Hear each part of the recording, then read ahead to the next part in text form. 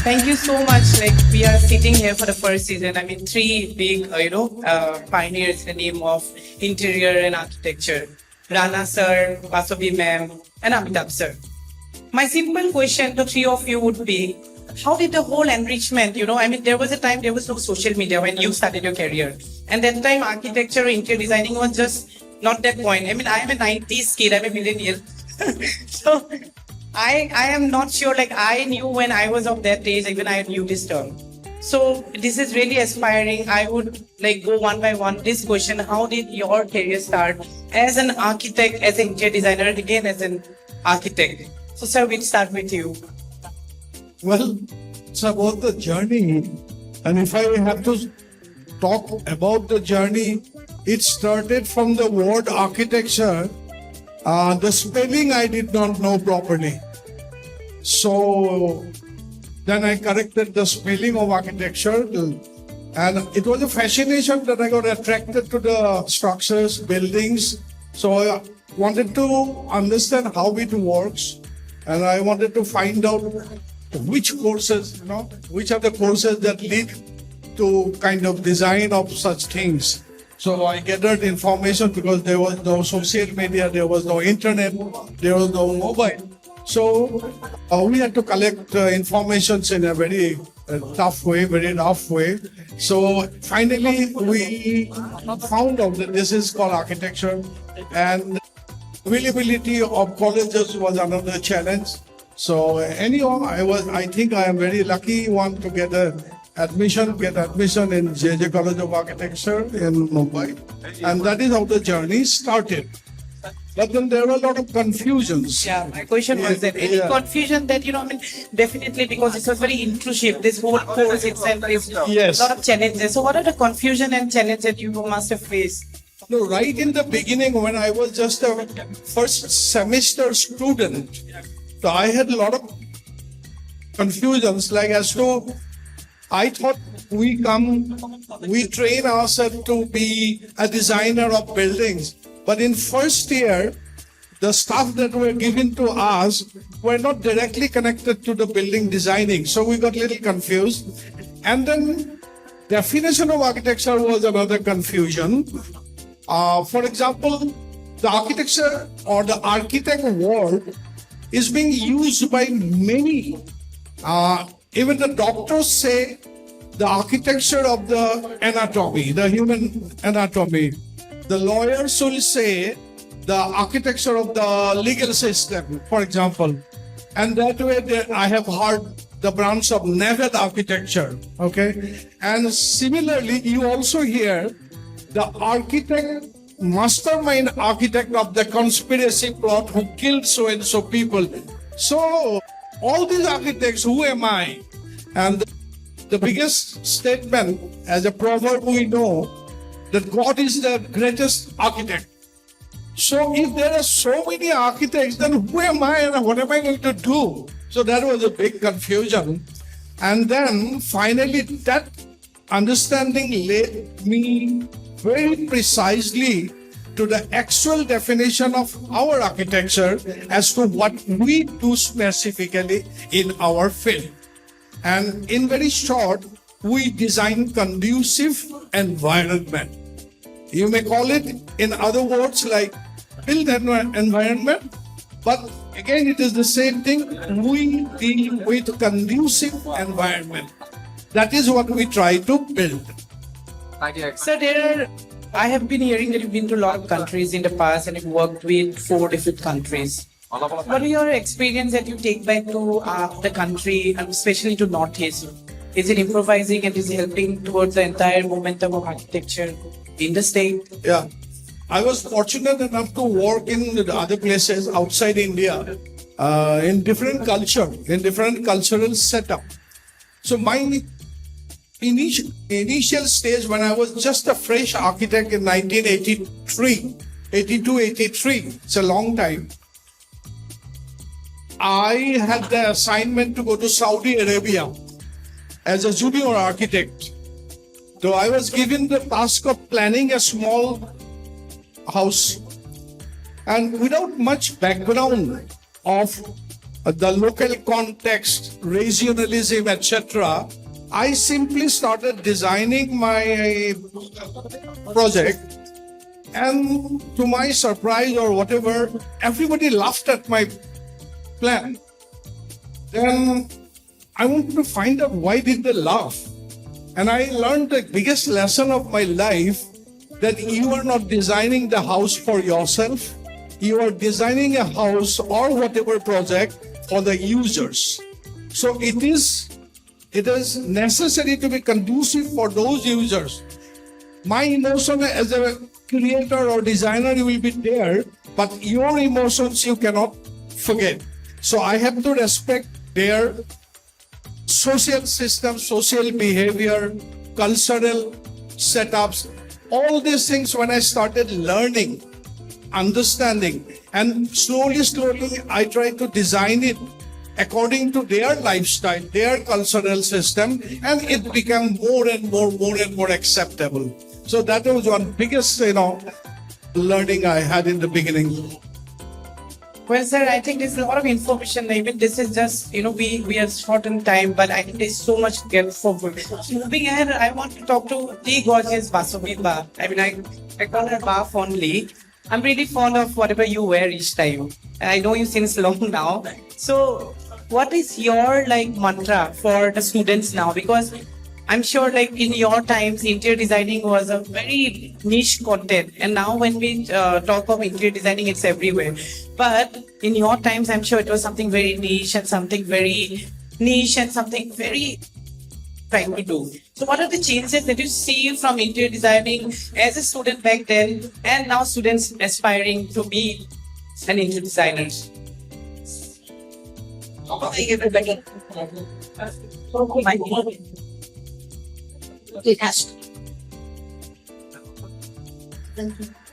What I see before and now, designing and creativity was always there that time also. How creative you are and how tried you are to work in that line was always there. When I started this profession of NYRT, that time no one was there in this profession that time. So I used to never get a lot of materials, but I used to create it that time. Even from paints to textures and everything, I used to create that time. But nowadays, what has happened, you get everything in the market, everything in the market is available. It's so easy now. There were times when I used to not get good painters, or people used to not be able to spray work, and so I used to get those photos from the garage and I used to do it myself, I used to do that. And I used to climb the scaffolding 20 feet up, and I used to do all this spray works. But the thing is now, we have everything in hand. A lot of competition for that reason. I mean, The competition is the problem. The main problem now is people are shutting their brain now because the Pinterest, the Google, everything. I am not saying that you should not refer to those things, but you should not let your mind stop working, because when you are referring to those and when you're taking designs out, your designing sense is shutting down. So you need to always activate your creative sense. Otherwise, it will be like a hobby. And then I'm sure there are a lot of budding architects nowadays and interior designers. And there is a message from the past as a student. I mean, you have lived your age as a student when you were a student yourself. So one aspect of your journey that you want to share into everyone today here. That's how you enrolled yourself and how you reached here. You are the Basobe Bose today. How you not nothing like that. But yes, we worked very hard that time, because as I mentioned before also, during that time when we used to travel to Bombay, when we used to come back for holidays or go back to college, that we used to face a lot of problems while traveling also, because there used to be a lot of road blockage, a lot of bugs used to get stranded on the way for hours. So those things we have faced, But yes, I think we have become more stronger and more as we are all survivors in every profession. You have to fight it out. Not with verbal fights, but with your sense of working and how you work and be there in the field. for so many years, you have to be there. You have to keep,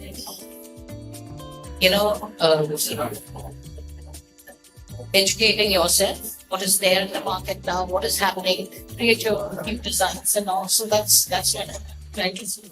Thank you, Basobe Bose. We move ahead with Sir Architect Amitabh Sarma. So my question would be simply to you, sir, what is the whole contradiction and the contrast that you see for students when you were a student?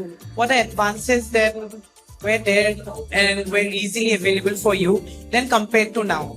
I mean, of course, everybody said that things are easily available now because we just had a conversation. But I'm sure during your days also there were a lot of accessibility and something was better than what we have it now. So could you talk about the better things as a student back then so the students now can aspire from that and learn something from that? In this context, what I would like to say is that when we were students, our library was the only source of information, apart from what our teachers used to teach in our classes. And talking about architectural education, it is totally different from all engineering streams. So for me, as a student, when I entered college, it was a culture shock, number one. Why? Because there were no books. Are you used to an education without books? Most people are not. So it was a tremendous culture shock. Gradually, as we learned, it was more about exchanging your thoughts and ideas with each other. We had group discussions, which was very much focused on. Then we had this thing called studio culture. So there used to be these huge studio. Even nowadays, they still have those studios. But unfortunately, drawing boards have been taken over by computer screens and all tech gadgets. So we used to have these big long studios, and our studio hours used to stretch for 2 to 3 hours. Each assignment took us 2 to 3 hours to submit, and during that period of studio work, we were like, it was a different world altogether, because your teachers were there, sometimes they are not there. If you want to really ask them something, you are most welcome. They were accessible. But the most interesting part was everybody was free to do anything. You can go out and have a chai there. We used to go out and have a fag somewhere else. Then again come back and start something. Then something strikes in our minds, and then we come back and start doing some scribbling. Our whole exercise, physical exercise, might be just for 5 to 10 minutes. But that mental exercise used to run for hours. That was the most important part. Like what Basobe has just said just now, we have stopped that part now. We have stopped going to libraries. Of course, now books have been replaced by digital archives and digital libraries. But we have even stopped that. We simply go to references. Now you have ChatGPT. I mean, there is no end to that. Now, if you are asking me to compare what information is available now with what information that was available to us at that point of time, you really cannot compare the kind of information burst that we have now. I mean, everything is available at the press of a finger. I mean, if you can use it judiciously, without misusing that content or the matter that you are looking at, you can do wonders. But then you have to be very selective about the content that you select. You have to be very selective about what you really want to follow. There are very good YouTube links. You can go through them and get into that thing. But then again, you have to really come to the drawing boards. You have to really come to your teachers. You have to really sit down in a library and spend hours thinking whether those things that you have already seen or you have been inspired by really are contextual to what you are trying to do here. So when will it come? It will only be inculcated when you are used to that kind of discussion with others. You are used to that kind of communication with others, your teachers, your peers, your fellow students. So that is missing now. So if any of the students are today present in this audience, I would request them, get into that mode once again. Get into that studio culture, get into that group discussion mode, and spend hours on research. Because you will not get this opportunity when you are in your professional life. That's one thing I must remind them. They are not going to get that much of research time because your education life gives you enough time for research. Like in the final year of their studies, they have something called design dissertation, which extends for 6 months. They will never get a time for 6 months to do a project in their real life. Probably the same assignment, they will have to finish it off in 1 week or 10 days or 15 days or maybe at the most a month. How do they do that? So they will have to inculcate this spirit of research. They have to have that spirit of doing that research as fast as possible. So these are the skills they have to imbibe, and it will not come in one day. It will come over years and years of experience, over years and years of research. So that's the only message I want to convey to all my upcoming students. Thank you, sir. I mean, one question that really comes up now. AI is taking over every jobs, every industry. So do you think, because I get to see, because there's a lot of technology also which is being used now, but do you think this profession, I mean, students should be like really scared of pursuing it because AI is taking over? What is your take on that? AI is fine. Man is a tool using species. We use tools. But it's always the man behind the machine. It is never the machine first. It's always the man behind the machine who actually runs the show. So, in creativity, the creativity has to come from the human thought process, mind. But the tools like AI, it helps you to no extent, unimaginable extent. It helps you to develop your thought, to develop your ideas, and to give a desired shape.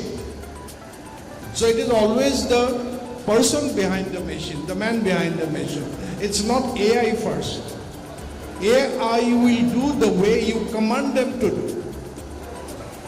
And there was a lot of conversation yesterday about invisible interior designing.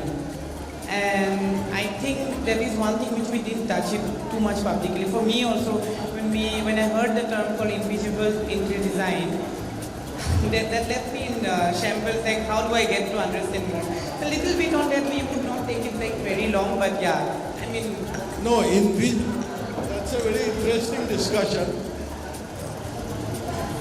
Actually, we had a panel discussion yesterday, which had to be called off for some reasons. I think Basobe was also one of the panelists. I think Devasis is sitting right there. Devasis He would be a there. better person to say because he is the person who coined that term. No, it was Devasis who has thought about this topic. It's a very interesting topic, invisible interior design. So I found it very interesting. The invisible world is very magical, isn't it? It's very magical, invisible. We don't see. But then what is invisible interior design? That's the question. I find two components on this subject. The first component is anything that you don't see in an interior setup.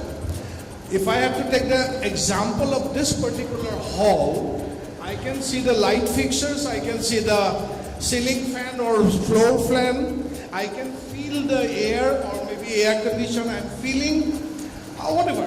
Or maybe the generator which is kept somewhere else, the backup comes when the light goes off. So I'm getting the effect of all these things, but they are behind the door. They are not seen directly. So that is one component, and normally I compare this with the human body. Usually I give a comparison about the human body. For example, our bone structure is the structure of the building, and then all the arteries, veins, kidney, liver, heart, everything is a services part. Okay? But we don't see the kidney and liver outside the body. We don't see any artery or vein outside the body, they are all hidden. So God has created His magic this way. In interior design or in architecture, it is the same thing. You do not show them, you keep them behind, hidden, and you get the effect of it. But doing so is not as simple as I am speaking. There are a lot of technical inputs, there are a lot of technical coordinations which is required here. So there are a lot of complexity is involved here. That is one part of the invisibleness. There is another component of invisibility which is very sensitive. Now, for example, you are entering to a restaurant for the first time. The moment you enter to the restaurant, there is something, it is very repulsive to you, and you made a decision that no, let's not sit here, let's go to the another one. Why did you do that? Because something about that place told you that it is not very comfortable or not very conducive ambience, yes? Then you go walk into another restaurant, and the moment you enter, you say, that's the nice place, we'll sit and have a cup of coffee here. So what is happening here in 2 seconds? There is an impact on your human mind, and that impact is coming from the overall setup. The design in totality. The design in totality is creating an effect which is ambience, and that effect is actually reflecting in your action. So that effect is very invisible but very impactful. Basobe Ba, your take on the same? Because being an interior designer, yeah. I would like to say invisible interior designing was there since ages, when human beings started making their houses and also used to, have those tunnels below and used to, catch up with the other end of the house, and all these things were invisible. And they had doors which had, opening up to some other place. Those were like, if you talk about the designing part. And now, there are, these days, there are a lot of guys, like how he said about the lighting, about the cooling system, the ventilator, and all this ventilation and all this stuff is coming into invisible interior designing. Because when we design a place, and when we are looking after all these other parts of the technology, we are, trying to give them a different phase, high, like now. If you see this, it's glaring, it's hitting your eyes, it's not making you feel nice. So when it comes to the designing part, the invisible designing part, these lights, the source of light is not visible. The effect is there. Okay? So that is how we design when we design all these things. But today's world, people will think that why are we discussing this? It's so obvious, we have to hide it. We have to put it under this. The invisible doors has to be there. Some locker has to be there. So all these things, there are a lot of subjects to that, because nowadays the greenery is also there. The nature is coming inside the house. So when you get the nature inside the house, you have this complete, airy feeling and all this. So how you calculate those? So all these things comes in. And then again, I will talk about interior designing because of paints also. Sometimes what happens, we use some color which is red in colors, red. And how you apply the red color and in gradation and in putting in other colors with that red color becomes invisible, but it is making a statement. So how you design it is how you can make the invisible interior make it look nice. Thank you, Basobe Ba. I am ending the panel with a question to Amitabh Sir, and then the flow goes. What is one message to the upcoming aspiring architects and interior designers that three of you have, so that it becomes a strong message from the first season of Walk the Talk with your mentor? At least something strong resonates and goes out. I think I have already mentioned it. First and foremost thing is have that habit of inculcating curiosity. That's number one. Don't let your curiosity go away, because the moment you are out of college and you are thrown into the professional world, you will be faced with so much of practicalities that you will all at every step of your life you will be discouraged with innovation, because you are always asked to follow a schedule, you are always asked to follow a certain program which is time bound and doesn't leave much room for innovation or good thought process. So don't let that die away, because it has been there with you throughout your student life for 5 years. Don't let it die away. Let that innovation spirit continue, and find time to spend time on research. Even if you are a very successful architect, even if you are a very successful professional, spend time apart from your regular professional work on research. So that will keep you alive and that will keep your work speaking. I think that's all I would like to say. Thank you so much, sir. Basobe Ba, from you, a message to the. I said earlier also, and I'll be telling my fellow interior designers and the new generation also, that please keep your creativity on.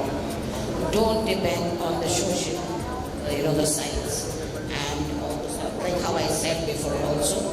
But the thing is, nowadays, people ask for 3Ds and all the stuff. Even if you make 3Ds, don't get stuck. Don't close that side to that. This is where the bed is coming. The bed is looking blue or this, whatever you have done in the 3D. Don't get stuck to that, because then your side is, I feel, because I live my side every day. I start visualizing and I am always there behind my mind. So when you're doing a 3D, it is like stop, and this is what you're delivering and you're giving it to them. That's it. But yes, you have to give the presentation to your client, give it, but don't stop your creativity. That's it. That is what is happening nowadays. Thank you so much, Basobe Ba. So your take lastly before we end up. No, if I have to give any suggestion to the students or the young designers, I will say one or two things. Number one, we mostly design for the human beings, for their use. To try to understand the human psychology, human emotions, human sensitivity as much as possible by you. Once you understand the human psychology, the users in emotions, then you can fit in your design accordingly. That is number one. The second point, what I would like to bring to all my students also, that is they are more towards the digital gadget-oriented stuff, which is all right, which is very much needed. But here, the creativity, the ability to design, ability to create, ability to plan, that part has to be developed to the core. Otherwise, you will be AI dependent. You will be just an operator of a machine. So try to give the machine something so that the machine gives you back properly. It's very interesting. So many things coming out from the generation that you've passed with your experience. We would definitely like to have more of sessions like this. Maybe have a podcast channel dedicated from the Northeastern architecture forefront. It would be really interesting. Wagner Talk season 1. Here we conclude, and thank you so much. Thank you very much.